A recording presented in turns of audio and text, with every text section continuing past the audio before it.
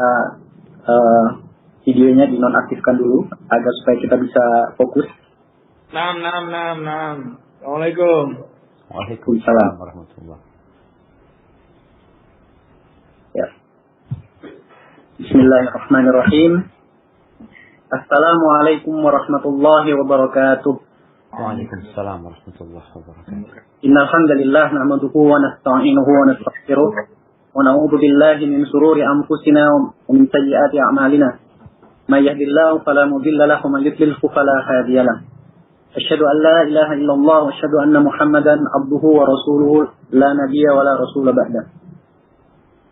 Ikhwan dan akhwat, bapak atau ibu anggota Majelis Taklim Al-Ihsan yang kami cintai, serta para pemirsa kajian yang kami hormati dimanapun Anda berada. Alhamdulillah, pada malam hari ini kami dari Majelis Taklim Al-Ihsan yang merupakan wadah bagi sebagian karyawan muslim, baik yang masih aktif maupun yang sudah purna tugas, untuk bersama-sama menimba ilmu syar'i sesuai sunnah Rasulullah Shallallahu Alaihi Wasallam dengan pemahaman para sahabatnya, tabi'in, tabi'ut tabi'in. Pada malam hari ini kami mengadakan kajian bulanan perdana di luar kajian rutin mingguan yang kami adakan setiap hari Senin malam. Pembahasan Kitab Tauhid karya Syekh Al-Alamah Dr. Salih Fauzan bin Abdullah Al-Fauzan hafizahullah, dan sudah memasuki pertemuan ke-9. Semoga anggota jamaah Majelis Taklim Al-Ihsan ini diberikan kemudahan untuk istiqomah, untuk menuntut ilmu, dan memudahkan kita semua untuk mengamalkan ilmu yang sudah kita pelajari bersama. Adapun kajian bulanan perdana malam ini akan menghadirkan pemateri Al-Ustaz Dr. Syafiq Riza Basalamah MA Hafizahullah dengan mengambil tema tetap istiqomah di zaman fitnah. Sebelum kita memulai kajian malam ini, izinkan kami membacakan terlebih dahulu adab-adab atau tata tertib dalam mengikuti kajian sebagai berikut. Yang pertama, hendaknya peserta kajian meluruskan niat dalam mengikuti kajian ini adalah semata-mata mengharap wajah Allah Subhanahu wa Ta'ala. Yang kedua, hendaknya peserta kajian meniatkan untuk mengambil faedah dari ilmu yang didapat untuk diamalkan dalam kehidupan sehari-hari. Peserta kajian kecuali moderator memastikan audio dan video pada device atau perangkat elektronik masing-masing, baik laptop maupun mobile phone, dalam keadaan off atau mute selama penyampaian materi berlangsung, agar tidak mengganggu pelaksanaan dan fokus dari peserta kajian yang lain.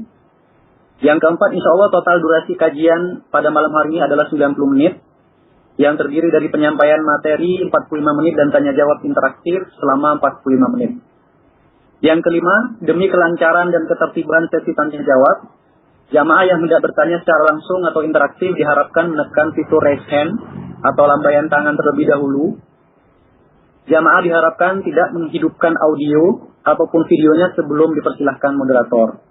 Untuk penanya interaktif terpilih dari jamaah putra, kami harapkan mengaktifkan videonya saat berinteraksi selama sesi tanya jawab. Sedangkan penanya yang terpilih dari jamaah putri diwajibkan untuk tetap menonaktifkan videonya dan cukup dengan audio saja. Pertanyaan yang diajukan diharapkan singkat, padat, dan jelas. Yang terakhir, penanya juga bisa bertanya melalui fitur chat atau chatting di aplikasi MS Team ini. Pertanyaan bisa ditulis selama kajian berlangsung dan akan dibacakan oleh moderator sesuai kecukupan waktu kajian yang telah ditentukan. Demikian adab-adab dan tata tertib ini untuk dipatuhi bersama demi kelancaran pelaksanaan kajian di malam hari ini. Untuk selanjutnya, kita mulai kajian malam ini pada Ustaz Dr. Syafiq Riza Basalamah MA Hafizahullah. Falyatafaddal mashkur. Assalamualaikum warahmatullahi wabarakatuh. Alhamdulillah. Wassalatu wassalamu ala Rasulillah. Segala puji bagi Allah. Salawat dan salam semoga senantiasa tercurahkan untuk baginda Nabi kita, utusan Allah Muhammad alaihi salatu wassalam, untuk keluarga beliau, untuk istri-istri beliau, untuk putra-putri beliau, dan untuk seluruh sahabat Nabi. Semoga Allah meridai kita bersama mereka. Amma ba'd, kalau tema kita malam ini tetap istiqamah di zaman fitnah, sebenarnya kita perlu bertanya, kapan dan di mana yang tidak ada fitnah? Karena sejatinya setiap orang yang beriman akan terus mendapatkan fitnah. Karena kehidupan ini diciptakan sebagai tempat fitnah, ujian dan cobaan.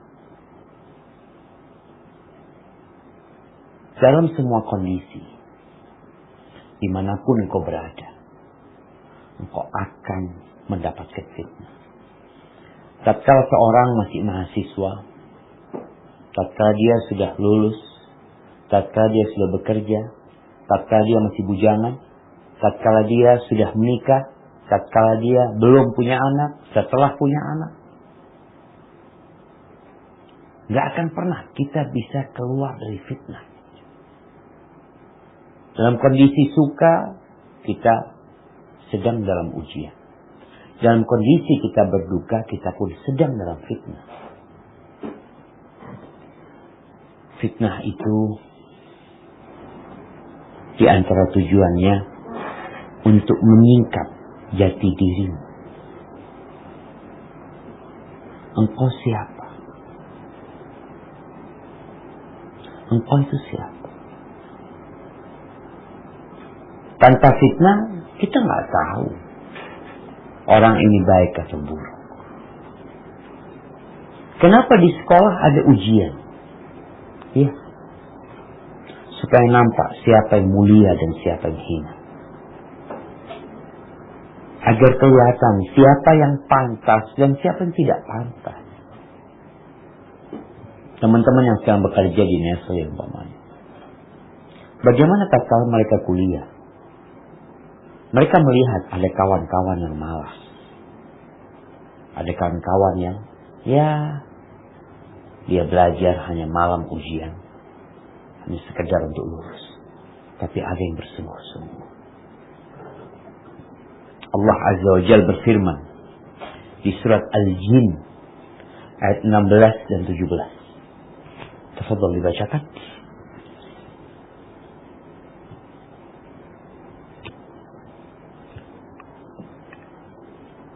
أعوذ بالله من الشيطان الرجيم وأن لو استقاموا على الطريقة لأسقيناهم ماء غدقا لنفتنهم فيه ومن يعرض عن ذكر ربه يسلكه عذابا صعدا. Dan sekiranya mereka tetap berjalan lurus di atas jalan itu, agama Islam, niscaya kami akan mencurahkan kepada mereka air yang cukup. Dengan cara itu kami hendak menguji mereka, dan barang siapa berpaling dari peringatan Tuhannya, niscaya akan dimasukkannya ke dalam azab yang sangat berat. Barakallahu fikum. Kita lihat. Wa allaw istaqamu 'ala tariqah. Sekiranya mereka itu istiqamah. Ini orang udah istiqamah di atas jalan yang benar, di atas agama Islam. Kami akan berikan nikmat, kami akan berikan rezeki kepada mereka. Untuk apa rezeki itu? Sebagai balasan buat mereka. Di sini kita sedang berada di tempat untuk bekerja. Balasannya belum. Kalaupun ada balasan di dunia ini, balasan itu pun mengandung ujian. Maka Allah katakan rezeki yang Allah berikan, air yang segar yang cukup buat mereka. Untuk apa? Linaftinahum fi. Untuk kami beri fitnah kepada mereka. Lanjut istiqamah apa enggak? Berapa banyak orang yang susah istiqamah, yang tatkala dalam kondisi sulit istiqamah, namun tatkala Allah berikan nikmat dia enggak istiqamah. Maka Allah katakan wa man yu'rid an dzikri rabbih. Barang siapa yang kasih nikmat, kasih Masya Allah, karunia, diluaskan rezekinya, malah dia berpaling dari peringatan Allah Azza wa Jalla. Maka akan ada azab yang amat berat yang dia akan memasukinya. Ahibati fillah. Kita berbincang, sekarang ini zaman fitnah.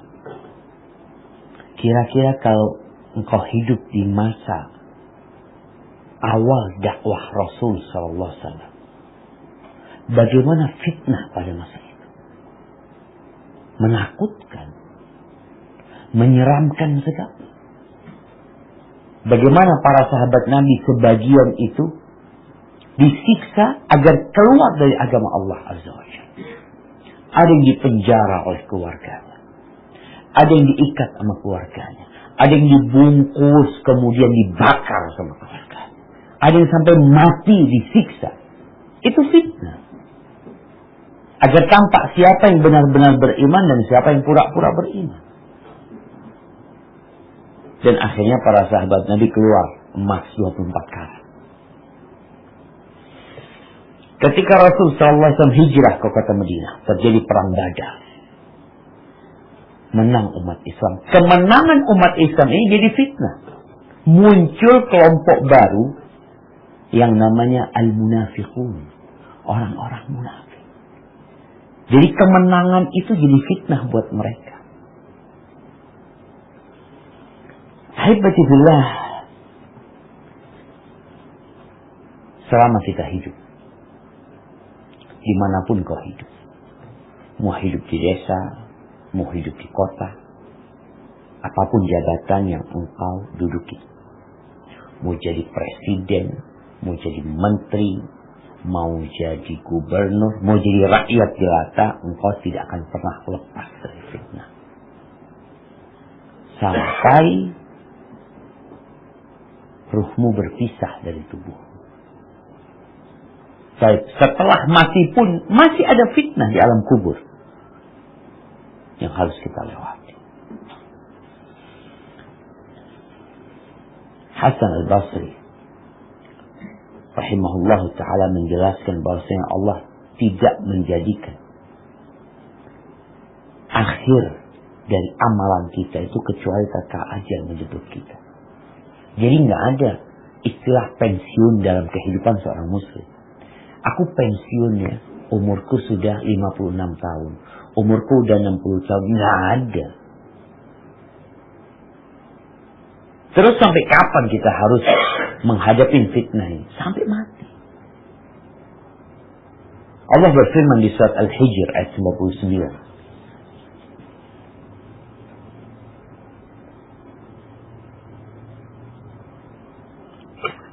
أعوذ بالله من الشيطان الرجيم واعبد ربك حتى يأتيك اليقين. Dan sembahlah Tuhanmu sampai yakin ajal datang kepadamu. Nah, beribadah tuh, beramal, istiqomah, nggak ada waktunya istirahat kecuali tatkala ajal menjemput kita. Ahibati fillah, memang kita sekarang hidup mungkin di era yang fitnahnya itu merajalela. Sulit seorang untuk menyembunyikan diri dari fitnah. Dunia semakin terbuka, bumi seakan-akan berada di genggaman tangan kita. Perzinaan semakin mudah. Orang mau cari pelacur sangat mudah. Pelacur mencari laki-laki hidung belang begitu mudahnya. Pembunuhan di mana-mana. Bahkan nyawa manusia begitu murahnya. Banyak lagi pemikiran-pemikiran yang menyimpang.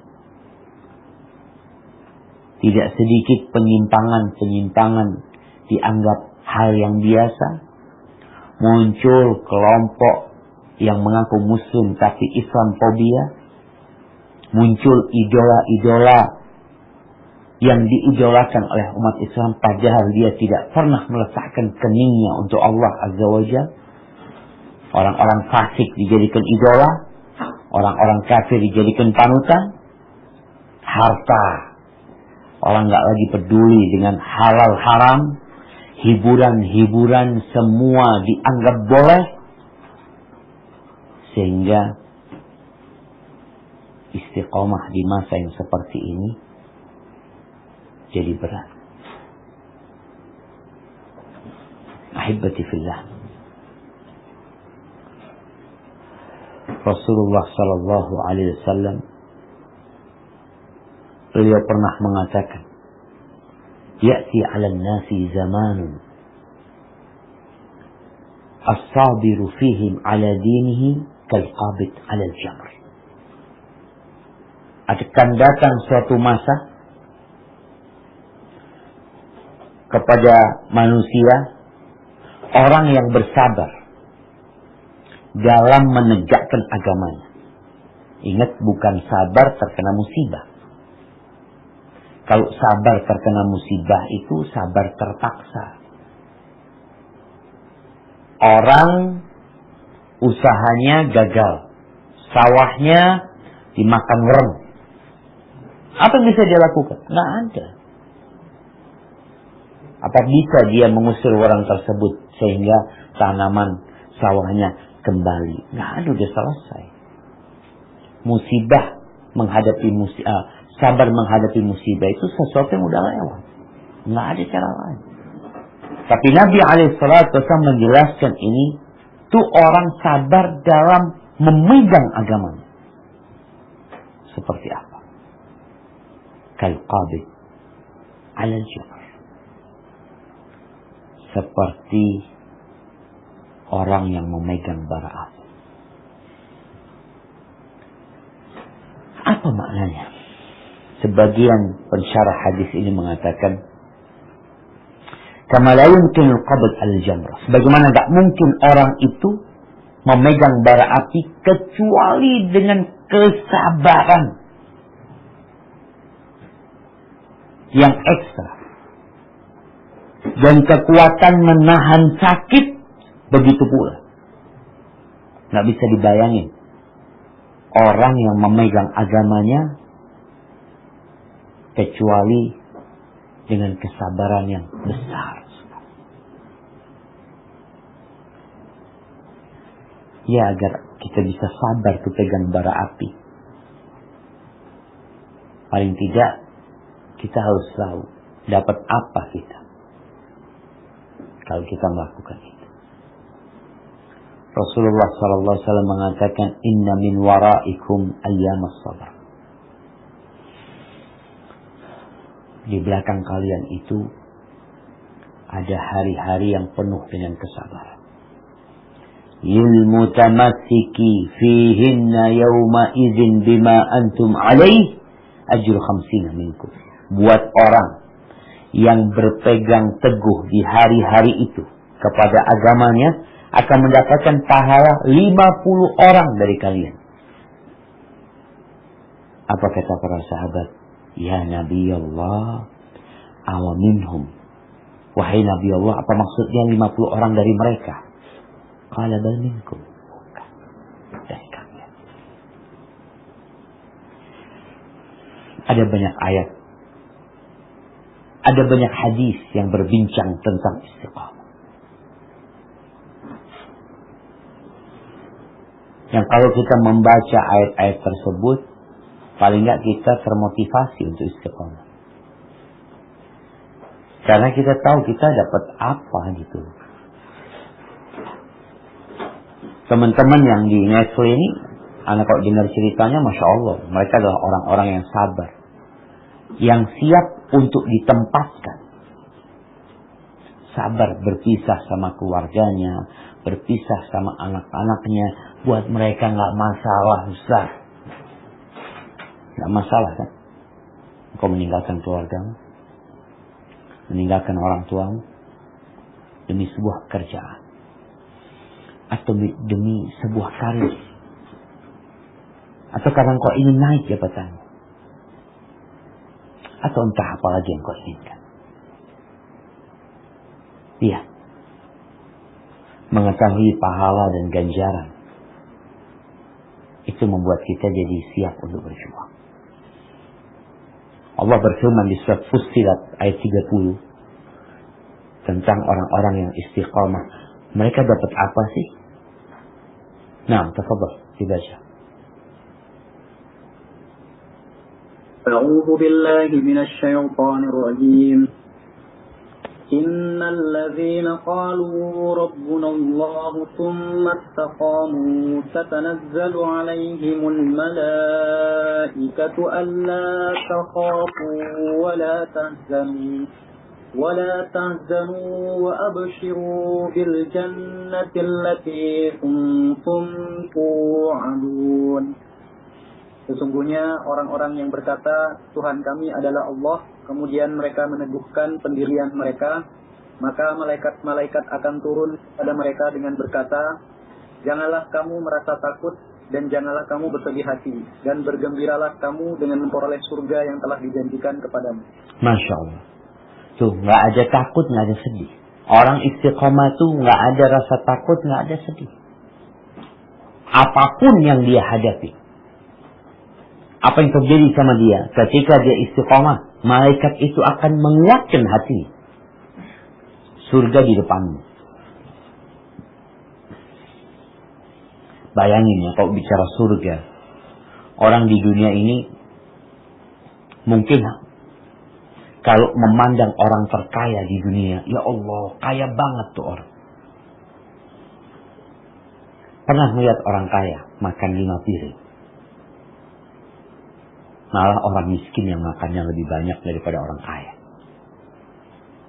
Lebih lahap mana orang kaya makan dan orang miskin makan. Banyak orang-orang kaya raya tapi banyak pantangan dalam makanan.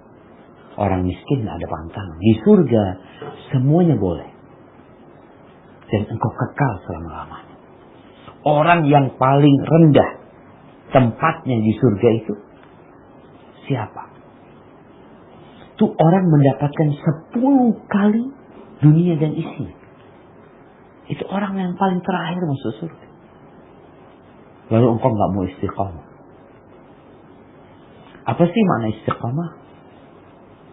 Ada banyak definisi para ulama. Tapi intinya istiqamah itu, ya, laksanakan ajaran Islam sewajarnya. Gitu, iya. Gak usah ditambahin dan gak usah dikurangi. Seperti biasanya aja. Gak berlebih-lebihan dan tidak ada yang diremehkan. Itu istiqamah.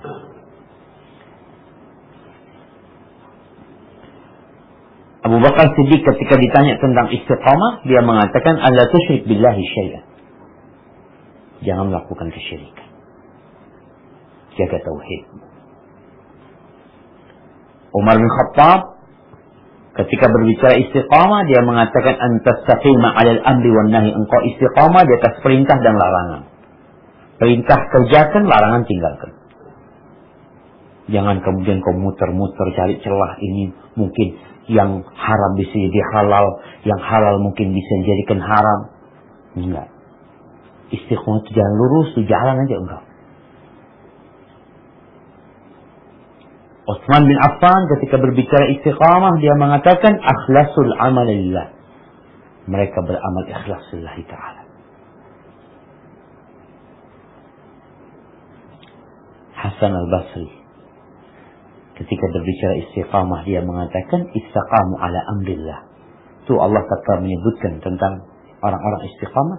Mereka itu lurus, tegak berada di atas perintah Allah. Fa'amilu bi ta'atihi, melaksanakan perintahnya, mentaati Allah. Wajtanabu ma'asiyatahu, dan menghindari kemaksiatan kepada Allah SWT. Dan masih banyak lagi ucapan-ucapan yang berkaitan dengan istiqamah ini. Nabi SAW mengatakan istaqimu walan tuhsu. Udahlah, kalian istiqamah, laksanakan perintah. Kalian tuh gak akan bisa melaksanakan semua ajaran agama, tapi udah berusaha untuk melaksanakan.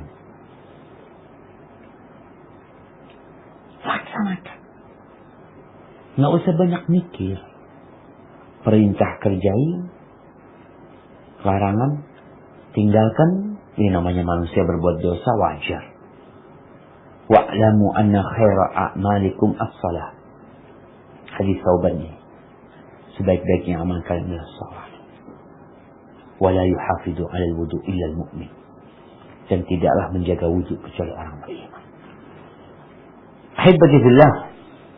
Maka kalau bicara istiqomah itu jadi muslim yang kafah. Istiqomah itu jadi orang Islam yang kafah. Kebanyakan kita kan Islam keturunan.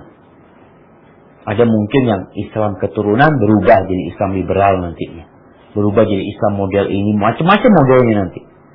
Tapi awalnya kita Islam keturunan. Alhamdulillah. Terus gimana supaya istiqamah? Ya, kau belajar.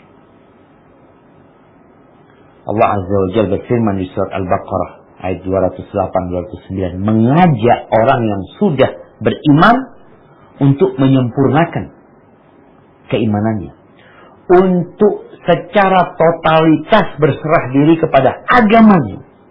Ustaz, agama? Iya, agama. Engkau mau bicara apa sekarang? Yang engkau perlukan itu agamamu.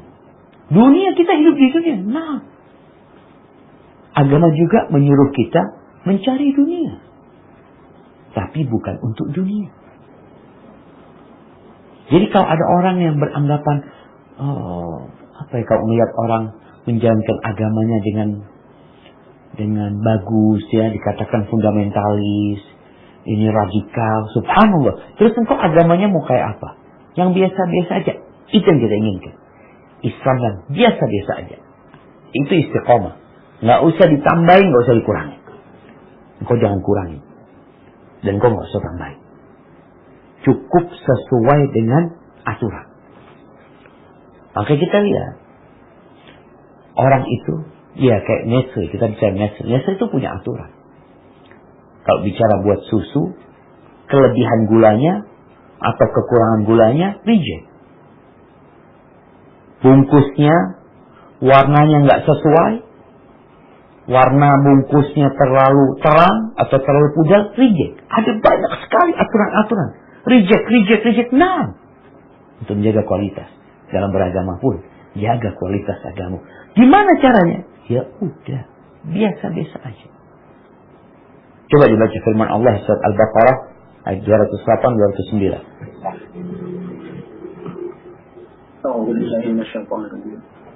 يا أيها الذين آمنوا ادخلوا في السلم كافة ولا تتبعوا خطوات الشيطان إنه لكم عدو مبين فإن زللتم من بعد ما جاءتكم البينات فاعلموا أن الله عزيز حكيم. Wahai orang-orang yang beriman, masuklah ke dalam Islam secara keseluruhan, dan janganlah kamu ikuti langkah-langkah setan. Sungguh ia musuh yang nyata bagimu. Tetapi jika kamu tergelincir setelah bukti-bukti yang nyata sampai kepadamu, ketahuilah bahwa Allah Maha Perkasa, Maha Bijaksana. Nah, masuk Islam itu bukan sepertiganya. Sepertiganya Islam, 2/3-nya lainnya. Atau setengah kata orang. Setengah-setengah. Ada setengah Islam, setengah budaya. Enggak. Terus nggak bisa. Allah udah nyuruh kafah. Jangan ikutin langkah-langkah setan. Dulu ada orang-orang Yahudi yang masuk Islam. Ketika dia masuk Islam, ada ajaran-ajaran Yahudi yang mungkin masih mengganggu dia. Dalam Yahudi nggak boleh makan onta. Dalam agama Yahudi di hari Sabtu nggak kerja. Ini orang ketika masuk Islam, pas hari Sabtu dia bingung gitu. Dia mau kerja. Dalam Islam nggak apa-apa kerja gitu. Tapi di agama Yahudi nggak boleh libur tuh. Maka tinggalkan. Engkau sudah muslim, kafah. Jangan ikuti langkah-langkah setan. Tapi ada orang yang setelah dijelasin ya, keterangan sudah sampai sama dia, tapi dia lebih mengikuti nafsunya, lebih mengikuti budaya dan tradisinya. Fa'alamu annallaha azizun hakim. Allah tuh nggak butuh sama ibadahmu sebenarnya. Engkau mau sholat, nggak sholat, engkau mau taat, nggak taat, itu urusan. Allah Maha Perkasa dan Allah Maha Bijaksana. Apa aja yang membantu kita istiqamah di masa seperti sekarang ini, jemaah? Tentu kalau kita melihat yang pertama, jalan singkat untuk istiqamah itu doa. Doa. Oleh karena itu Rasul Shallallahu Alaihi Wasallam sering membaca ya muqallibal qulub, tsabbit qalbi ala dinik. Wahai yang membolak-balikan hati, tetapkan hatiku di atas agama. Dan setiap sholat kita tuh baca, minta istiqamah, doa. Sadar nggak kita tatkala sholat mengatakan ihdinas siratal mustaqim, siratal ladzina an'amta 'alaihim ghairil maghdubi 'alaihim waladdallin. Sadar nggak kita minta istiqamah tiap sholat, tiap rakaat? Kita minta ditunjukin jalan yang lurus. Jalannya siapa? Jalannya orang-orang yang Allah berikan nikmat kepada mereka. Bukan jalannya orang-orang yang dimurkai Allah. Yahudi itu tahu kebenaran dia. Tapi dia tidak mengikutinya. Ada di antara kita yang modelnya kayak Yahudi. Tahu kebenaran tapi nggak diikuti. Waladhdallin, tidak pula tersesat. Siapa orang-orang tersesat? Nasara. Itu termasuk orang-orang yang tersesat. Gimana Nabi Isa alaihissalam yang dalam pandangan mereka disalib, yang seharusnya mereka benci dengan salib tersebut, tahu-tahu salib itu menjadi syiar mereka. Yang awalnya mereka marah Nabi mereka disalib, lalu mereka bangga disalib untuk menebus dosa.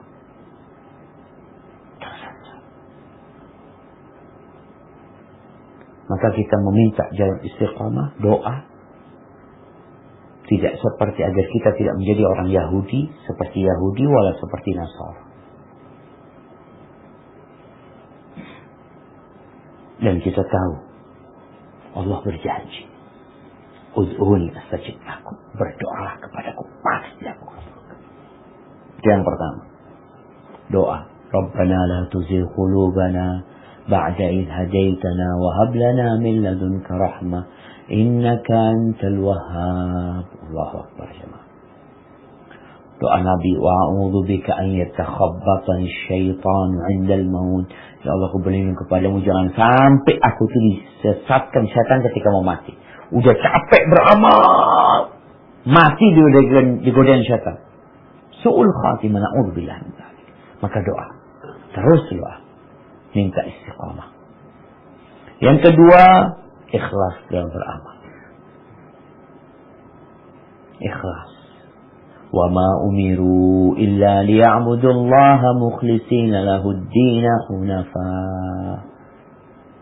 Beribadah kepada Allah ikhlas. Kita udah ibadah, alhamdulillah. Antum udah beramal, ada banyak amalan yang udah kita kerjakan. Ada banyak kebaikan yang mungkin sudah kita kumpulkan sebagai persiapan menghadap Allah Azza wa Jalla. Tapi kalau nggak ikhlas, habis kita. Makanya kalau melihat ada orang kelihatannya baik, soleh, tapi matinya kok su'ul khatimah ya. Kadang-kala masalahnya karena nggak ikhlas. Kita tuh berharap orang itu masuk surga, tapi gara-gara dia ikhlaskan amalan hati yang tahu kita sendiri. Maka agar kau istiqamah, coba kau duduk mengkoreksi dirimu. Apakah amalan sudah kau kerjakan itu ikhlas lillahi ta'ala atau ya masih ada syahwat di sana. Dan orang kalau ikhlas, setan nggak bisa godain. Kita tuh suka pujian, suka sanjungan. Yang ketiga, yakin dengan pertolongan Allah Azza wa Jalla. Nggak ada penyakit yang paling membahayakan istiqomah lebih dari putus asa dan buruk sangka kepada Allah SWT. Ini yang sekarang dalam kondisi pandemi, sulit ekonomi, di PHK, nggak tahu besok makan apa, engkau harus optimis. Allah pasti bantuin kita. Yakin Ustaz? Naam.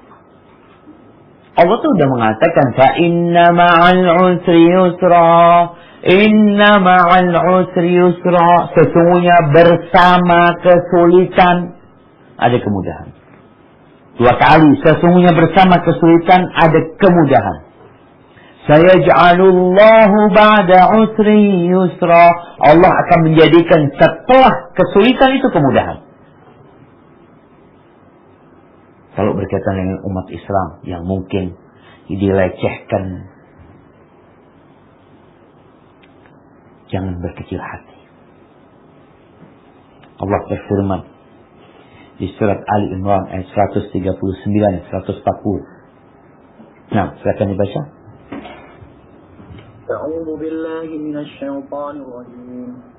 ولا تحنوا ولا تحزنوا وأنتم الأعلون إن كنتم مؤمنين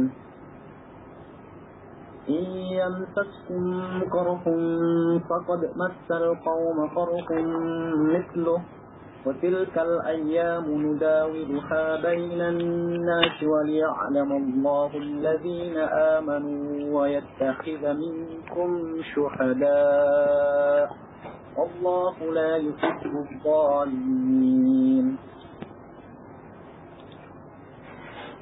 Dan janganlah kamu merasa lemah dan jangan pula bersedih hati, sebab kamu paling tinggi derajatnya jika kamu orang beriman. Jika kamu pada perang Uhud mendapat luka, maka mereka pun pada perang Badar mendapat luka yang serupa. Dan masa kejayaan dan kehancuran itu kami pergilirkan di antara manusia agar mereka mendapat pembelajaran. Dan agar Allah membedakan orang-orang yang beriman dan orang-orang kafir. Dan agar sebagian kamu dijadikannya gugur sebagai syuhada. Dan Allah tidak menyukai orang-orang zalim. Barakallahu fikum. Biasa. Kekalahan itu hal yang lumrah. Tetap orang yang beriman akan berada di atas. Tunggu waktunya. Yakin, jangan putus asa. Jangan kemudian kita terpana melihat kejayaan orang-orang kafir. Lalu kita memikirkan, apa sih yang membuat Amerika jadi kuat? Kita akan meniru. Sebagian orang itu salah meniru. Sebagian mengatakan Eropa maju, Amerika maju karena mereka membuang agama. Agama ini dalam pandangan sebagian orang sebagai penghalang dari kemajuan. Agama apa? Selain agama Islam? Iya. Sepakat kita. Tapi agama Islam itu kunci kemajuan umat Islam. Kunci kemenangan umat Islam. Bukan teknologi, tapi agama mereka. Yang keempat, agar kita istiqomah terus belajar. Belajar ilmu agama. Kalau ilmu umum tuh nggak usah dimotivasi pada belajar. Bahkan berlomba-lomba mencari perguruan tinggi favorit. Bahkan mereka meninggalkan kampung halamannya. Berangkat ke Jogja, berangkat ke Bandung, ke Jakarta. Lihat tuh mahasiswa-mahasiswa itu. Rata-rata bukan orang dari kota tersebut. Dari kota lain. Ilmu apa yang mereka cari? Ilmu dunia. Nggak apa-apa. Tapi jangan lupa belajar agama. Ilmu dunia itu hanya untuk 70 tahun kau hidup di dunia. Ilmu agama bekalmu. Untuk apa? Untuk hidup selama-lamanya. Ada kehidupan yang abadi, jemaah. Rasul sallallahu alaihi wasallam mengatakan, "Man yuridillahu bihi khairan yufaqihu fid din." Siapa yang Allah ingin kebaikan buat orang itu, maka Allah akan bikin dia belajar, ngerti agama. Fid din. Agama. Maka yang pada kuliah umum, nggak masalah. Engkau harus menyisihkan waktu untuk belajar agama. Di situ engkau akan tahu mana yang boleh dan mana yang tidak boleh. Kita kan bicara istiqomah, melaksanakan perintah menjadi larangan. Kenapa masih banyak orang yang kerjaannya haram? Karena nggak belajar dia. Atau karena belajar, tapi salah belajar. Sehingga yang halal dianggap haram, yang haram dianggap halal. Maka belajar. Ya, seperti sekarang di masa pandemi, tadi dikatakan, Masya Allah, ke Majelis Ta'lim Al-Ihsan ini, udah banyak kajian-kajiannya. Sisihkan waktu kita untuk belajar agama kita. Apa nggak cukup kita cari dunia dari pukul 7 sampai pukul 4, pukul 3. Kita sedang belajar agama untuk memudahkan jalan menuju surga Allah Azza wa Jalla. Kemudian yang kelima, berpegang teguh dengan sunnah. Di masa fitnah, tatkala kita bingung. Orang tuh bingung kalau bicara masa fitnah ini. Jadi dia bingung, dia mau ikut yang mana? Ustadz, banyak ustadz. Bukan cuma antum ustadz. Antum baru dokter, tuh ada ustadz-ustadz yang profesor. Dia bilang boleh, antum bilang nggak boleh. Terus umat bingung. Tatkala dia harus memilih, kadang-kala dia memilih gelar. Udahlah, ini gelarnya lebih tinggi, dia ikuti. Solusinya seperti apa? Berpegang teguh dengan sunnah. Dalam hadis Irbad bin Sariyah yang diriwayatkan Tirmidzi, Nabi alaihi salatu wasallam mengatakan, "Fa innahu man ya'ish minkum ba'di fasayara ikhtilafan katsira." Barang siapa yang hidup setelah aku mati, maka dia akan melihat perselisihan yang banyak. Terus solusinya, fa'alaikum bisunnati. Banyak perpecahan. Setelah meninggalnya Nabi SAW, muncul kelompok-kelompok yang murtad.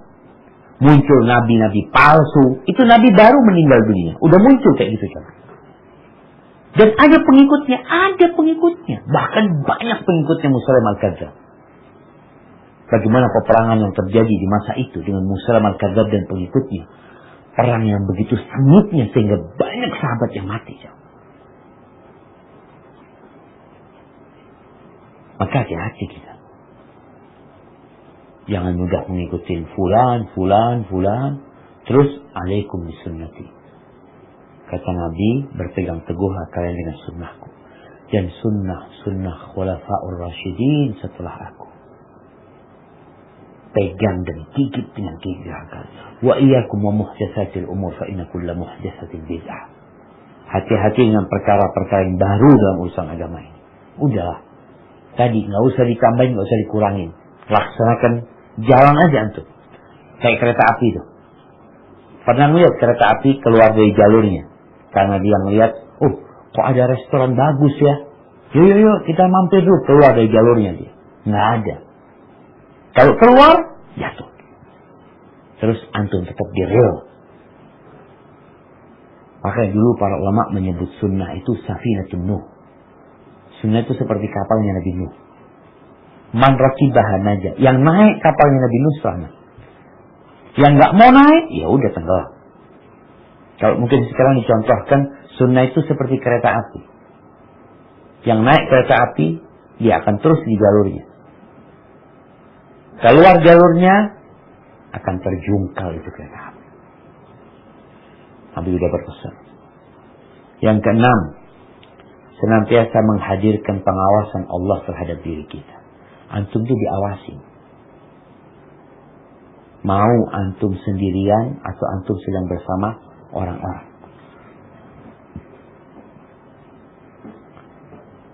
Ini yang disebut darajatul ihsan. An ta'budallah ka'annaka tarah. Kau beribadah kepada Allah seakan-akan kau melihat Allah. Berharap kita. Kalau nggak bisa sampai derajat itu, ya, kau harus takut. Kau senantiasa dalam pengawasan. Yang ketujuh, berjuang. Menahan nafsu kita, mengontrol keinginan kita, melawan setan. Karena dia nggak akan berhenti godain kita. Dan nafsu kita, inna nafsa la'ammaratun bisu. Nafsu itu kita selalu menyuruh kepada keburukan. Kalau kita nggak ngelawan dia, ya habis kita. KO kita menghadapi nafsu kita sendiri. Dilawan. Walladzina jahadu fina lanahdiyannahum subulana. Wa innallaha lama'al muhsinin. Dan orang-orang yang bersungguh-sungguh mencari jalan kami, berjuang jalan kami, pasti kami tunjukkan kepada mereka jalan yang lurus. Allah itu bersama orang yang baik. Yang kedelapan, banyak baca Quran. Banyak baca Quran bersama artinya. Dan berusaha untuk menghafal. Menghafallah. Punyalah hafalan antumnya. Ustaz, ada kita ini setahun nggak nambah hafalannya. Nggak nambah. Paling nggak murojain sudah antum hafal. Dijaga hafalan yang ada. Dan kalau bisa tiap hari punya wirid bacaan Quran yang selalu dibaca. Pamannya Anda selalu baca Quran satu lembar. Jaga tuh tiap hari satu lembar. Bisa 1 juz, alhamdulillah. Nggak bisa setengah juz. Nggak bisa, udahlah berapa yang kau mampu. Karena Allah mengatakan inna hadzal Qur'an yahdi lillati hiya aqwam. Quran ini menunjukkan kepada jalan yang paling lurus. Kemudian yang ke-9, banyak-banyak berzikir. Zikir pagi dan petang. Zikir-zikir yang ada momentumnya. Kenapa? Karena kita tahu zikir ini amalan yang lebih baik daripada berperang, berjihad dengan Allah Subhanahu wa taala. Tapi zikir beneran. Lisannya berzikir, hatinya ikut berzikir. Dan pesan Nabi SAW kepada seorang yang merasa terlalu banyak ajaran Islam ini, beliau mengatakan, la yazalu lisanuka ratban bi dzikrillah. Jaga lisanmu untuk senantiasa basah mengingat Allah SWT. Yang ke-10, bersihkan hati kita dari penyakit hasad, ria, tamak, ujub, sombong, berangan-angan, cinta kepada dunia. Bersihkan hati kita. Engkau pandang dunia ini sebagai jembatan. Kata Nabi SAW, kun fid dunya ka'annaka gharib. Jadilah engkau di dunia ini seperti orang asing, seperti perantau, au abiru sabil, atau orang yang transit. Udah, nggak lebih dari itu engkau. Orang asing itu, perantau itu, nggak lama di situ dia akan balik ke kampung halamannya. Orang transit, apalagi orang transit, lebih cepat lagi dia meninggalkan. Dan biasanya orang transit itu nggak akan kepikiran untuk belanja ini, beli ini, itu, bangun ini, buat ini, itu nggak. Aku nggak lama. Waktuku tinggal 5 jam lagi di sini. Mungkin aku bisa keluar jalan-jalan, terus aku akan lanjutkan perjalananku. Jaga hati kita. Kemudian yang ke-10, ya beribadah kepada Allah dalam kondisi takut dan berharap. Yang masih muda nih, ibadahnya dengan rasa takut. Tapi kalau udah sakit-sakitan, dengan harapan. Karena kalau pemuda dengan, insya Allah masih panjang umur, akhirnya dosa terus dia kerjain. Orang kalau sakit-sakitan, dikasih rasa takut, dosanya banyak ini itu, akhirnya dia putus asa nantinya. Maka hendaklah tatkala engkau sehat, engkau kuatkan sisi rasa takut kepada Allah. Dan ketika engkau tua, sakit, maka besarkan harapanmu kepada Allah SWT. Dan masih banyak yang lainnya.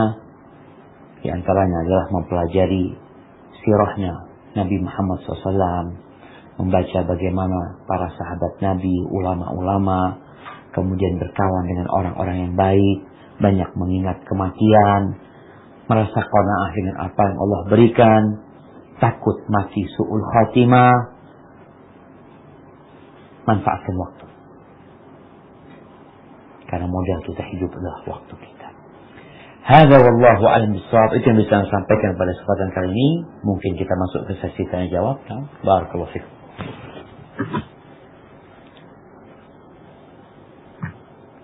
Barakallahu fikum Ustaz. Jazakallahu khair atas penyampaian materinya. Kalau kita catat tadi ada beberapa hal mengenai definisi istiqomah, kemudian kenapa kita harus istiqomah. Kemudian ada 11 poin tadi, apa saja yang bisa membantu kita untuk istiqomah. Kita masuk ke dalam sesi tanya jawab. Sebelum saya buka pertanyaan secara interaktif, ada beberapa pertanyaan melalui fitur chat yang sudah masuk. Yang pertama dari Pak Junaidi di Jawa Barat. Assalamualaikum Ustaz. Waalaikumsalam warahmatullahi wabarakatuh. Bagaimana melatih diri kita agar bisa ikhlas dalam beribadah sehari-hari? Barakallahu fikum. Iya jemaah. Ikhlas ini berat. Kenapa ikhlas itu amalan yang berat, yang perlu perjuangan? Karena kalau bicara ikhlas, jiwa kita, nafsu kita tuh nggak ada bagian dalam keikhlasan itu. Ikhlas itu semuanya buat Allah SWT. Jadi kita ini memerangi nafsu kita. Maka yang para ulama menyebutkan cara ikhlas itu, coba engkau merenungkan. Apa sih yang engkau inginkan? Engkau ingin pujian.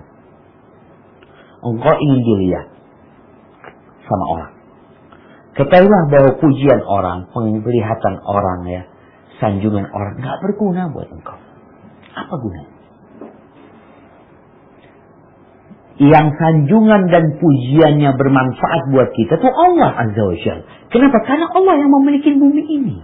Kau kepingin harta? Minta sama Allah Azza wa Jalla. Jadi tatkala kita melihat fulan atau alan yang kita berharap sesuatu kepada mereka nih, ketahuilah bahwasanya yang ada pada diri mereka itu sejatinya milik Allah Subhanahu wa taala. Maka mintalah kepada Allah Jalla Jalla dan berdoa. Niat itu bolak-balik. Hari ini ikhlas, besok nggak ikhlas. Besok ikhlas, lusanya kadang digodain sama syaitan. Maka di antara doa yang dibaca oleh Abu Bakar atau Umar bin Khattab, Allahumma ij'al amali kullahu salihan. Ya Allah, jadikan semua amalku itu saleh. Waj'alhu liwajhika khalisan, dan jadikan semuanya itu hanya untukmu ya Allah.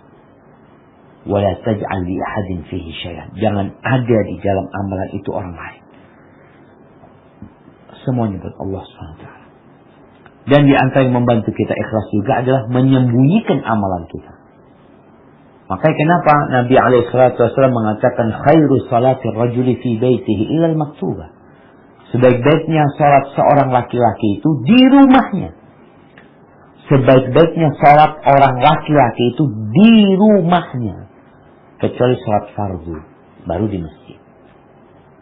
Karena kalau di rumah nggak ada yang ngelihat kan. Itu insya Allah akan lebih mudah untuk ikhlas kita jemaah.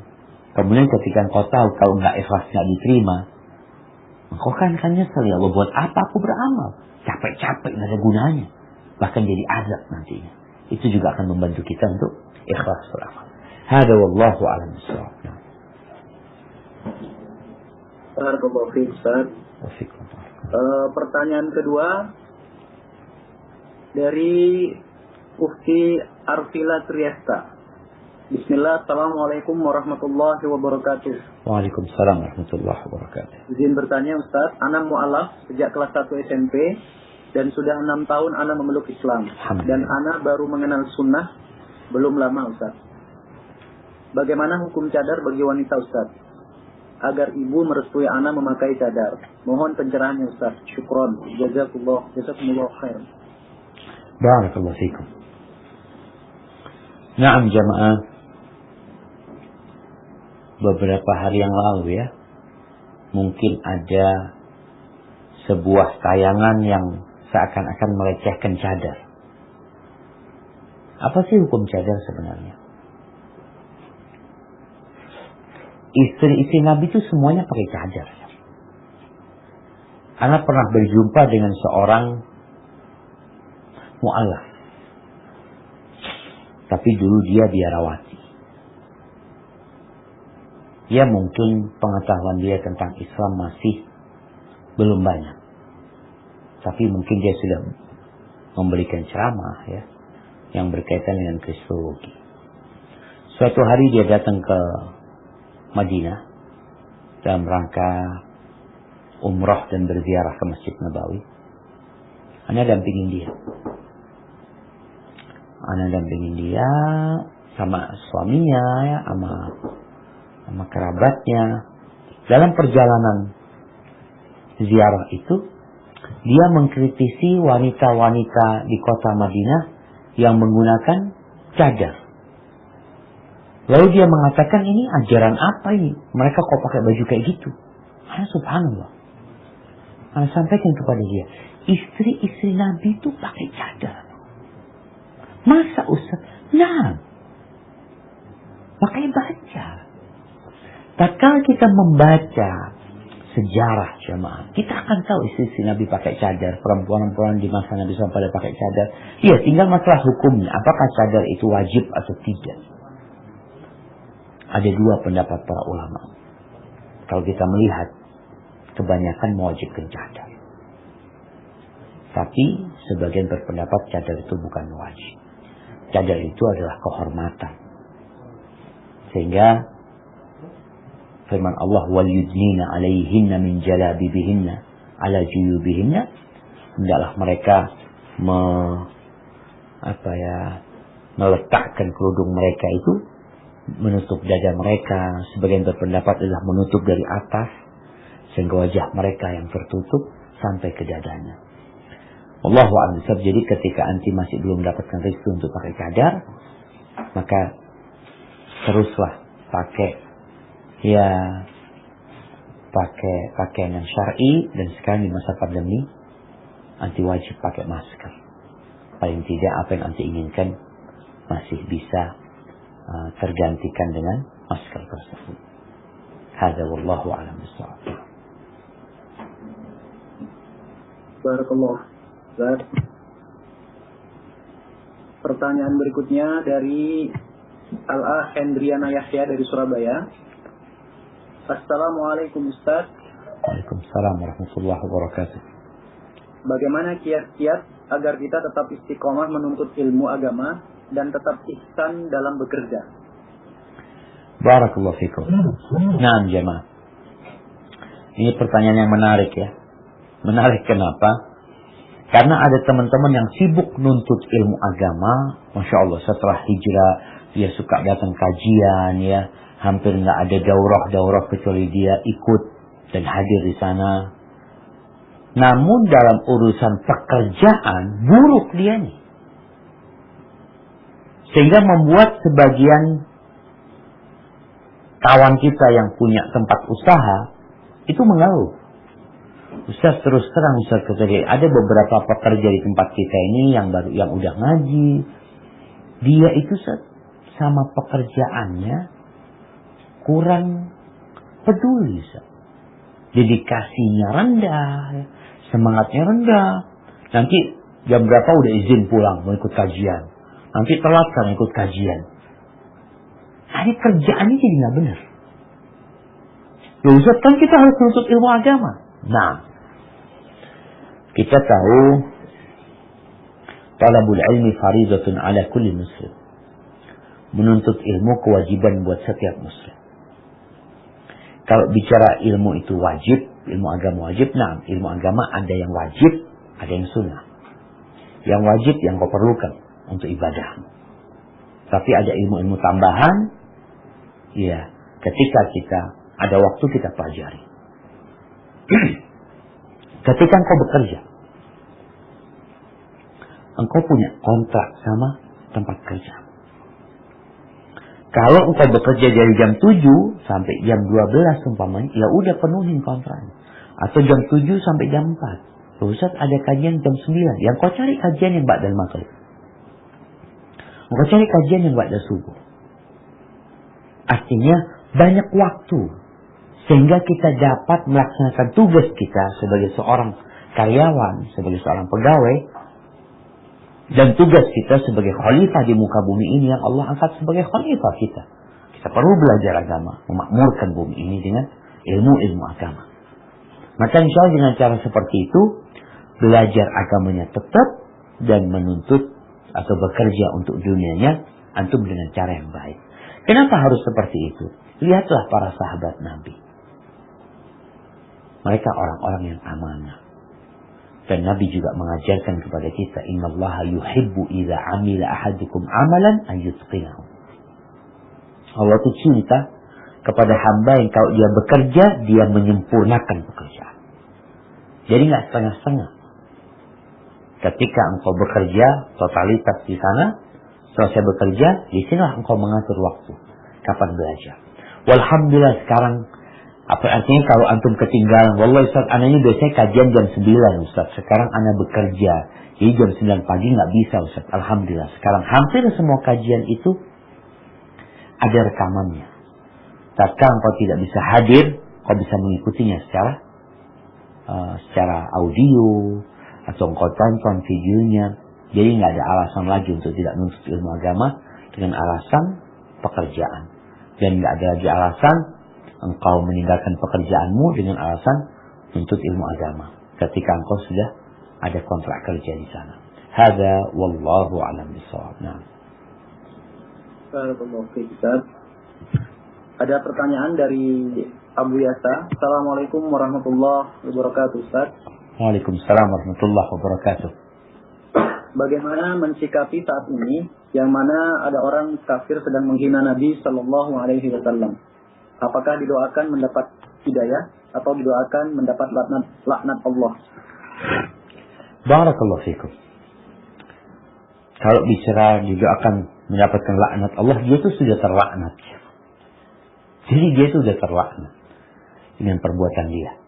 Laknatullah alal kafirin. Allah melaknat orang-orang kafir. Allah melaknat orang-orang yang berdusta. Apalagi Allah sudah mengatakan inna syani'aka huwal abtar. Sesungguhnya orang yang menghinamu adalah orang yang terputus segala kebaikan dari dia. Baik, sikap kita apa jemaah? Ketahuilah bahwasanya apa yang terjadi di Perancis, di Eropa sana, ini membuat kita jadi optimis. Optimis apa? Islam semakin berkembang di sana. Jadi kalau antum lihat, tatkala Islam itu masih kecil ya, masih belum berkembang, masih belum banyak yang peduli sama Islam, itu biasanya dibiarin, nggak digangguin.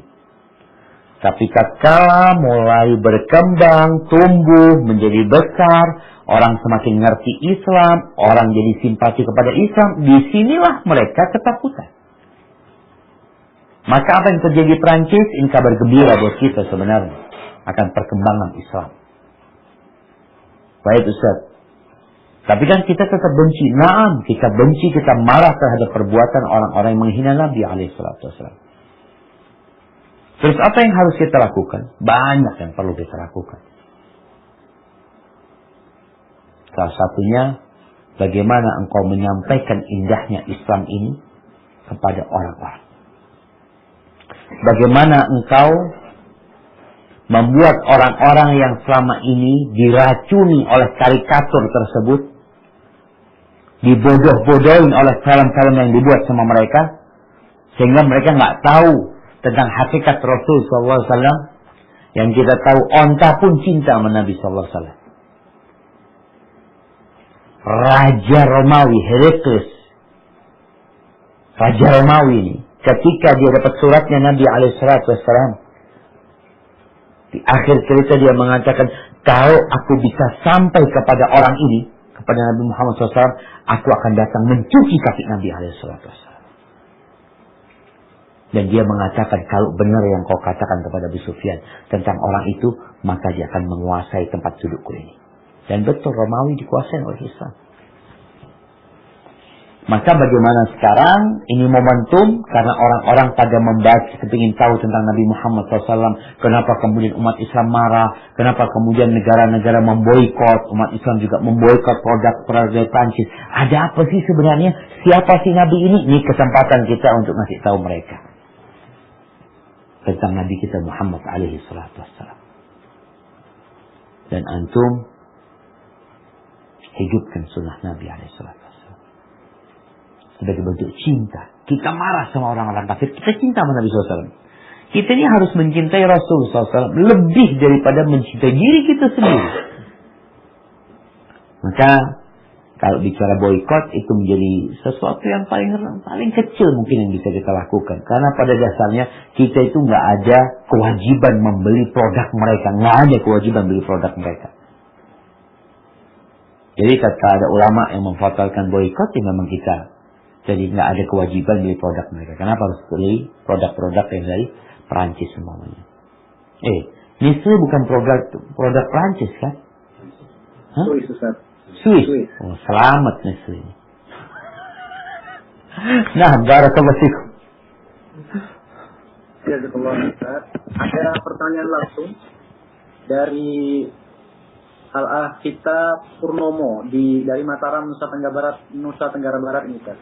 Silakan diaktifkan audio dan videonya. Assalamualaikum Ustaz. Waalaikumsalam warahmatullahi wabarakatuh. Ahlan wa sahlan. Alhamdulillah. Ustaz, Ana dari Mataram Ustaz. Sebelumnya jazakallah untuk Ustaz yang bersedia meluangkan waktu bersama kami Ustaz. Mungkin waktu 1,5 jam kurang Ustaz. Harusnya formatnya adalah kultum Ustaz. Kuliah terserah antum Ustaz. Allahu Akbar. Ana takut ditinggal tidur kuliah terserah ana. Mungkin nggak kelihatan sama jemaahnya gitu nih. Baik Ustaz, Ana hendak bertanya Ustaz. Tadi Ustaz menyebutkan mengenai poin kelima di mana kita mesti harus menjaga berpegang teguh dengan sunnah gitu Ustaz ya. Nah yang Ana ingin tanyakan Ustaz, bagaimana caranya agar kita tetap bisa berpegang teguh pada sunnah, karena saat ini mungkin yang sudah sama-sama kita ketahui bahwasanya fitnah itu saat ini dibungkus dengan indah, dengan cantik Ustaz. Dan ini menyebabkan kami ragu-ragu untuk mengambil sikap atau melakukan tindakan gitu, mengapa beribadah gitu Ustaz.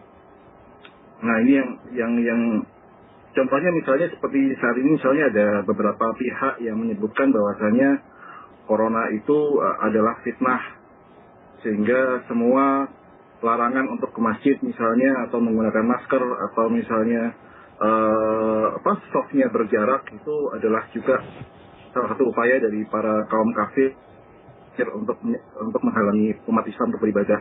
Ya. Itu saya mohon dijelaskan bagaimana caranya agar kita bisa sama-sama terhindar dari keraguan-keraguan ini Ustaz. Jazakallah khair. Wa yakum. Naam jemaah. Iya. Jadi memang belum selesai ya. Fitnah corona ini belum selesai. Kita tahu di awal corona itu beberapa masjid itu sampai tutup di beberapa negara. Bahkan menjadi fitnah yang besar buat umat Islam tatkala haji ditiadakan dari negeri-negeri, haji hanya ada dari dalam kota atau dalam negeri Arab Saudi aja. Benar-benar itu fitnah. Bagaimana sikap kita sebenarnya? Kita ini orang awam. Kebanyakan kita nggak ngerti. Kita minta fatwa kepada para ulama yang mungkin mereka mengkaji. Kalau bicara corona kan masih ada yang meragukan adanya corona. Iya. Bahkan kumpulan dokter-dokter dunia yang kemarin yang dari Jerman atau apa, ada yang meragukan. Di Indonesia pun ada orang-orang yang meragukan adanya corona. Bagaimana dengan ulama-ulama yang memberikan fatwa? Mereka biasanya tidak akan memberikan fatwa kecuali setelah pengkajian terhadap apa yang sedang terjadi. Ulama-ulama dari Timur Tengah ya, yang mereka mengeluarkan fatwa mereka tentang diperbolehkannya sholat dengan jarak, dan itu masih diberlakukan sampai sekarang di Masjidil Haram, di Masjid Nabawi, sampai hari ini masih diberlakukan. Tapi untuk daerah-daerah yang merasa daerah tersebut sudah aman dari COVID, ya jelas sholatnya seperti biasa gitu. Jadi tugas kita, kalau memang ada mungkin sebagian ustadz yang berbeda pendapat dalam masalah ini, maka di sini kita perlu berlapang dada. Tatkala dalam satu permasalahan ada ruang untuk ijtihad, ruang untuk beda pendapat, maka kita saling menghargai.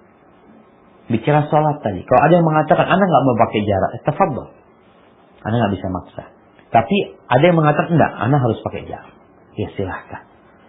Semua insya Allah memiliki rujukan yang kuat dalam hal ini. Namun yang jelas, secara umum para ulama kita itu fatwanya sebenarnya, kalau daerah itu nggak ada corona, ya sudah, nggak ada lagi jarak, nggak ada lagi masker.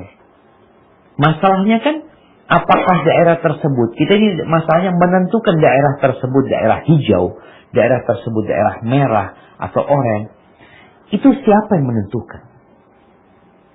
Sebagian orang mengatakan nggak ada, karena nggak ada corona di tempat ini gitu. Apakah keputusan dari seorang yang mereka bukan pemegang kebijakan ya, bukan orang yang paham dan ngerti tentang masalah ini, itu bisa dijadikan sandaran atau tidak? Alhamdulillah. Kalau ternyata ijtihad para ulama salah, kita tahu ulama ketika berijtihad dan ijtihad mereka benar, mereka dapat 2 pahala. Kalau mereka berijtihad dan salah ijtihad mereka, mereka tetap dapat 1 pahala. Kita nggak ngerti, kalau akhirnya kita paham, oh ternyata nggak ada Ustaz, daerah Anda ini sudah daerah hijau sebenarnya. Ya udah, maka normal aja. Tapi kalau kita ragu, nggak Ustaz, daerah ini ada yang ngomong hijau, ada yang ngomong oranye, ada yang ngomong merah. Terus Anda kok ragu Ustaz? Ya sudah, ketika kau ragu, jangan sampai kau beribadah akhirnya kehilangan kekhusyuan karena kebingungan. Ya Allah, ini orang-orang pada rapat semua, gimana anak kalau pulang terkena corona, ini itu umpamanya. Jadi kembali kepada kondisi antum di tempat itu dan mengikuti apa yang jadi patokan di daerah antum. Dan sekali lagi, jangan sampai keributan itu membuat perpecahan di antara umat Islam. Barakallahu fikum. Barakallah. Pertanyaan selanjutnya, sudah ada yang raise hand kembali ini, Ustaz, dari Muhammad Trisnaldi. Silakan untuk mengaktifkan audio dan videonya untuk berinteraksi langsung. Assalamualaikum Ustaz. Waalaikumsalam warahmatullahi wabarakatuh. Ahlan wa sahlan. Pertanyaan saya singkat saja. Kan saya itu sering gitu melihat kemungkaran atau ya bid'ah gitu. Tapi saya mungkin sudah ada ilmunya, tapi saya itu takut gitu Ustaz. Jadi pertanyaannya, bagaimana cara saya supaya lebih berani dan pede gitu untuk menceramahi atau ya memberitahu yang benar gitu Ustaz. Masya Allah, barakallahu fikum. Naam jemaah. Ya, berkaitan dengan amar ma'ruf nahi munkar. Kita tahu sabda Nabi alaihi salatu wassalam, "Man ra'a minkum munkaran falyughayyirhu biyadihi." Barang siapa di antara kalian melihat kemungkaran, hendaklah merubah kemungkaran tersebut dengan tangannya. Fa in lam yastati' fa bilisanihi. Kalau nggak mampu dengan tangannya, maka dengan lisannya. Nggak mampu dengan lisannya, maka dengan hatinya. Bagaimana kita agar dapat menjelaskan perbuatan-perbuatan kemaksiatan, kemungkaran yang dilakukan manusia itu dengan harapan dia jadi tahu gitu, dia jadi paham. Tapi kadang-kadang kita takut. Bagaimana supaya kita berani Maka yang pertama, seorang itu harus minta tolong sama Allah SWT. Banyak-banyak membaca la haula wa la quwwata illa billah. Yang kedua, tatkala kita hendak mengingkari sebuah kemungkaran dengan lisan kita, maka coba lihat, apakah perbuatan kita ini tidak akan menimbulkan kemungkaran yang lebih besar. Kalau ternyata akan membuat terjadi keributan, oh berarti kita tahan. Kenapa? Kita itu ingin menghilangkan kemungkaran, bukan ingin nambah kemungkaran. Kemungkarannya nggak hilang, yang ada keributan yang lebih besar. Maka antum harus pertimbangkan.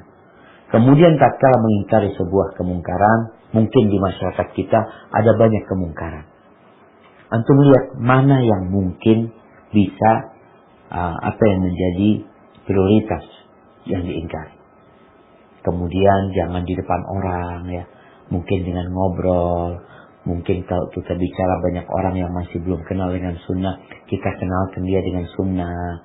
Ini loh sunnah Nabi SAW. Seperti ini bahasanya itu bahasa-bahasa yang positif. Dengan cara kita mengatakan ketika dia mengamalkan bid'ah umpamanya, kita sampaikan kepada dia, ini loh sunnahnya Nabi kayak gini. Tanpa kita menyinggung bid'ah dia. Karena biasanya orang ini sensitif dengan kalimat bid'ah. Betul. Maka terus gimana? Ya udah tunjukkan dia kepada sunnah. Ajarkan kepada orang ini sunnah. Ini sunnahnya kayak gini. Ini sunnahnya kayak gini. Ini sunnahnya kayak gini. Ketika ada orang meninggal. Ketika ada orang punya anak. Ketika orang lahiran. Apa aja ada sunnahnya. Maka bagaimana kita sebagai seorang muslim sekarang mengenalkan sunnah Rasul SAW dengan harapan perbuatan-perbuatan yang tidak sesuai dengan sunnah itu, akhirnya mereka jadi sadar, loh ternyata ini enggak diajarkan Nabi SAW. Enggak. Oh gitu ya. Jadi harapannya mereka berpikir sendiri. Jadi buat penanya tadi, coba dilihat strategi yang paling tepat untuk mengingkari kemungkaran yang ada. Salah satunya adalah dengan cara mengenalkan sunnah kepada mereka.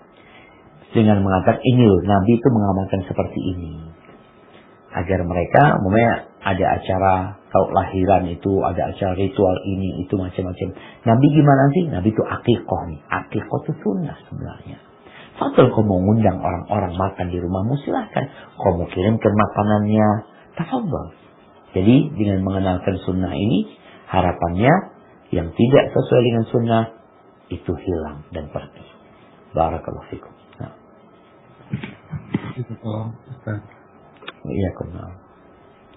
Pertanyaan berikutnya Ustaz, dari dua penanya ini saya gabungkan karena mirip-mirip. Yang pertama dari Sila. Assalamualaikum Ustaz. Waalaikumsalam warahmatullahi wabarakatuh. Izin bertanya, apa ada batas waktu untuk melakukan sholat fajar sebelum sholat subuh? Semisal saya baru bangun 4:30 pagi. Masih bolehkah saya sholat fajar terlebih dahulu? Yang kedua, apa ada batas zikir pagi petang? Semisal saya baru zikir pagi sekitar pukul 10, apa masih diperbolehkan? Lalu yang semisal pertanyaan dari Bapak Agus Fuadi, ini dari Kejayaan Ustaz. Bagaimana menjaga amalan-amalan yaumiyah termasuk wirid harian supaya bisa istiqomah? Demikian Ustaz. Barakallahu fikum. Naam, jamaah rahimakumullah.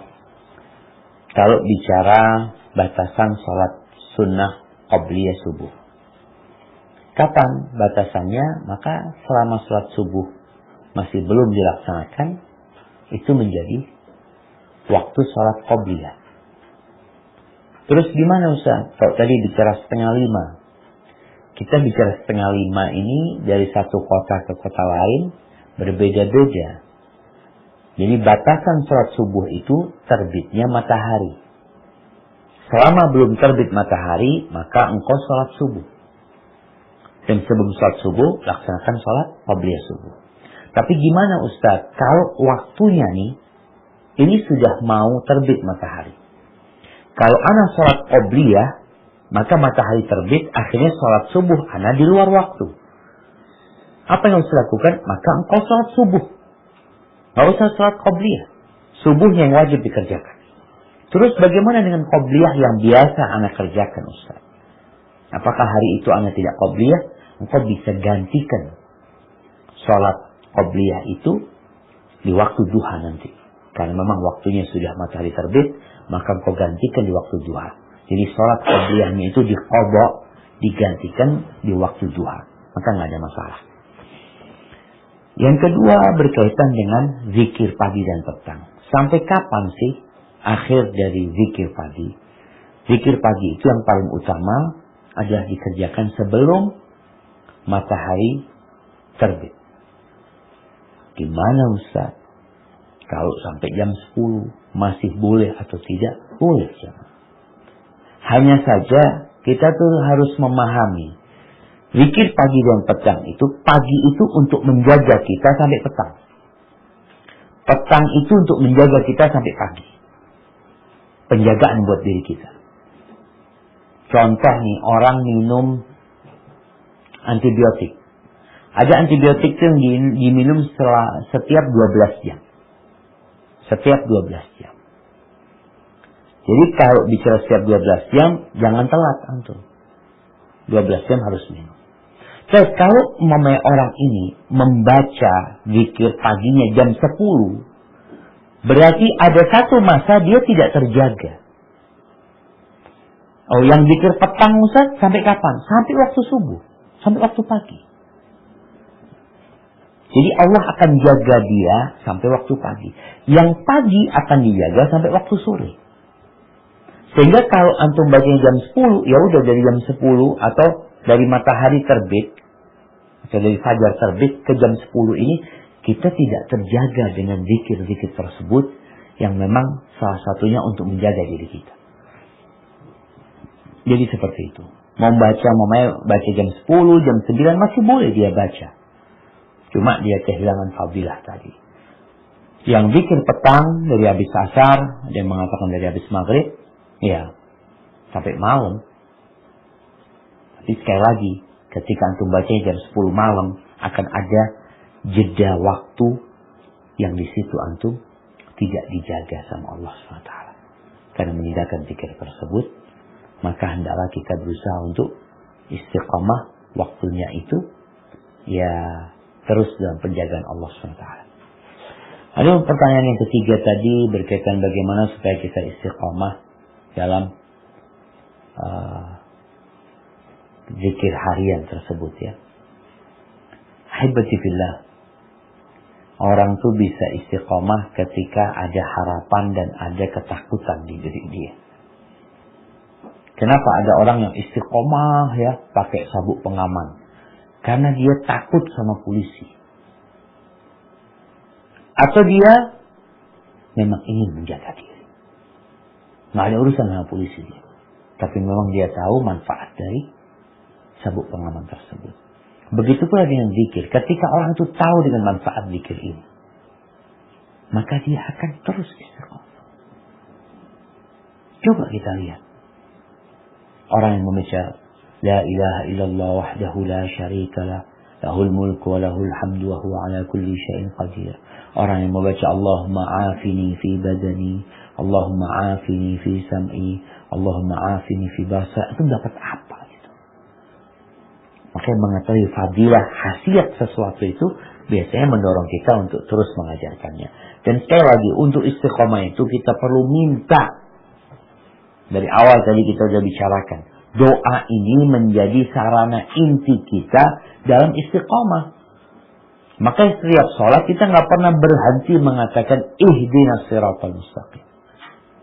Maka begitu pula ketika kita ingin senantiasa berzikir, baca doanya Mu'adz bin Jabal yang diajarkan Nabi SAW kepadanya. Allahumma a'inni ala zikrika wa syukrika wa husni ibadatik. Ya Allah, tolong hamba ya Allah untuk senantiasa berzikir kepadamu, mengingatmu, bersyukur kepadamu dan beribadah yang baik. Hada wallahu a'lam bissawab. Nah. Pertanyaan terakhir nih Ustaz. Sudah ada yang raise hand. Masih ada waktu sekitar 4 menit. Silakan kepada Al-Akh Abu Yasa untuk mengaktifkan itu audio maupun videonya.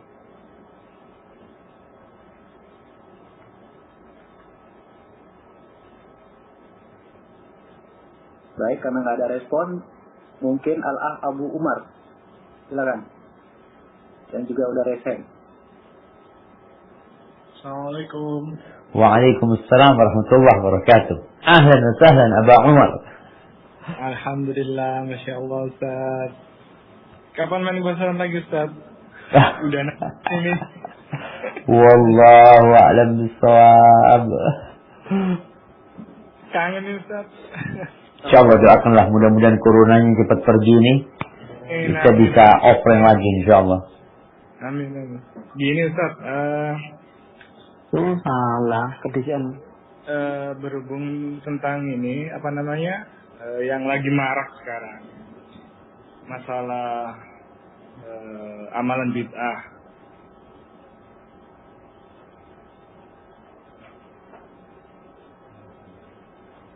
Afwan. Masalah amalan maulid ini kan lagi sekarang lagi marak ini sekarang. Bagaimana sikap saya sebagai seorang anak menyikapi orang tua saya sendiri yang masih terjebak dalam amalan ini, Ustaz? Apakah anak harus ikut ke dalam istilahnya amalan ini juga, atau anak cukupkan dengan afwan, anak sudah ngaji jadi saya nggak bisa ikut abah umi, atau bagaimana Ustaz? Nah. Terus itu yang pertama. Yang kedua, perihal tentang amalan bid'ah ini kan biasanya ada yang kalau di adat Jawa itu ada namanya nasi berkat itu kan ya. Boleh nggak kita, istilah saya dan mungkin anak istri saya itu memakan itu, entah itu rotinya kah, nasinya, sayurnya atau lauk-lauknya itu, boleh nggak Ustaz? Nah, itu saja sih Ustaz. barakallahu fikum. Ya jemaah, barakallahu fikum ya. Ya, berkaitan dengan apa yang kita lihat sekarang, bahwasanya tanggal 12 Rabiul Awal adalah tanggal lahirnya Rasulullah SAW. Siapa yang tidak cinta? Siapa yang tidak berbahagia dengan lahirnya Rasulullah SAW? Semuanya berbahagia. Tapi memang karena Nabi SAW sendiri, beliau tidak mengadakan acara tersebut, para sahabatnya juga tidak, ya, para tabi'in juga tidak, sehingga kita tidak mengamalkan hal tersebut. Sehingga buat orang tua kita yang mungkin masih mengamalkan, atau tetangga kita, atau masyarakat di sekitar kita minta maaf sama mereka. Karena kadang-kala mereka beranggapan kita ini tidak cinta sama Nabi SAW. Yang kita lakukan adalah dalam rangka mencintai Rasulullah SAW. Mungkin memang ada beda pandang dalam hal ini. Tapi kita sampaikan bahwasanya tatkala terjadi perselisihan pendapat, Nabi SAW menyuruh kita untuk mengikuti sunnahnya. Supaya kita nggak ribut terus. Ana merasa benar, antum merasa benar. Maka mungkin kita minta maaf. Kita berusaha untuk belajar lagi. Kalau dikatakan kenapa antum nggak ikut ini itu, sampaikan dia, ana masih belajar. Ana ingin masuk Islam ini secara kafah. Dan sampaikan mamanya dengan orang tua orang minta sama bapak ibu, tolong ana didoakan semoga Allah tetap memberikan hidayah kepada ana kepada jalan yang benar. Adapun nasi berkat dalam acara-acara ritual-ritual yang dilakukan, selama di situ tidak ada unsur yang haram di makanan tersebut, nggak ada sesajen untuk mamanya ayam dipotong untuk sesajen diberikan kepada jin atau apa, maka halal-halal aja, nggak ada masalah. Ketika ada yang menginginkan makanan tersebut, kita boleh mengkonsumsi makanan tersebut. Syekh bin Baz rahimahullah ta'ala menjelaskan tentang sesajen yang diberikan kepada berhala aja. Kalau di situ bukan sesembelihan, itu boleh dikonsumsi. Ada mungkin yang memberikan buah-buahan. Buah-buahan itu halal sebenarnya. Jadi bolehkah kita memakannya? Nggak ada masalah kita memakan makanan tersebut. Tapi kalau sesembelihan untuk selain Allah SWT, maka nggak boleh kita mengkonsumsinya. Hadza wallahu a'lam bishawab. Itu yang bisa saya sampaikan pada kesempatan kali ini. Apabila itu benar itu dari Allah Jalla Jalaluh. Kalau ada yang salah dan kurang berkenan, itu dari diri anak pribadi. Allah dan Rasul yang terbebaskan dari kesalahan itu. Anak kembalikan kepada pembawa acara. Jazakumullah khairan. Wa iyyakum Ustaz. Jazakumullah khair kepada semua peserta yang sudah berpartisipasi dalam kajian perdana malam ini dari Majelis Taklim Al-Ihsan. Mohon maaf kepada semua pertanyaan yang sudah masuk melalui fitur chat atau resen yang belum sempat mendapatkan kesempatan. Semoga di lain waktu Allah mudahkan untuk bisa mendapatkan pertemuan kembali bersama Ustaz. Demikian kita tutup kajian malam hari ini.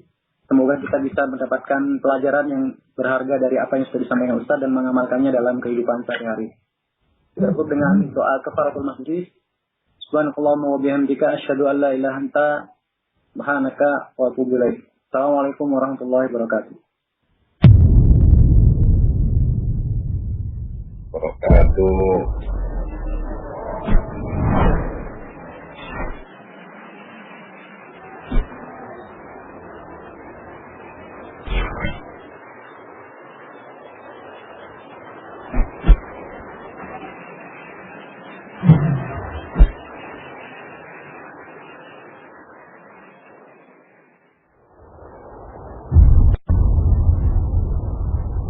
Klik tombol berikut untuk mendapatkan update ilmu yang insya Allah bermanfaat.